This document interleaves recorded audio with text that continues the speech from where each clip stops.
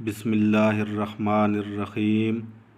علقمہ بن لبید رحمۃ اللہ علیہ نے اپنے بیٹے سے کہا،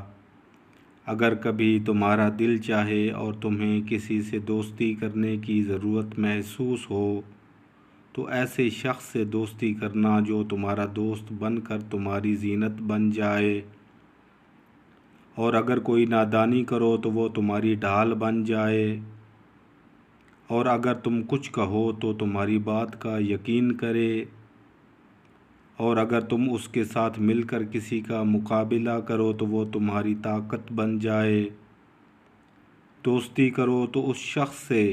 کہ اگر تم کسی نیکی کے لیے ہاتھ بڑھاؤ تو وہ بھی اس نیک کام کے لیے اپنا ہاتھ بڑھائے، اور اگر تمہاری کوئی خوبی دیکھے تو اسے اجاگر کرے، اور اگر تمہاری کوئی برائی نظر آئے تو اس پر پردہ ڈالے۔ اس سے دوستی کرو کہ جس کی وجہ سے تم کسی مصیبت میں نہ پڑو، اور جس کے اور تمہارے مزاج اور عادت میں کوئی اختلاف نہ ہو، اور جو موازی حقیقت میں تمہیں شرمندہ نہ کرے۔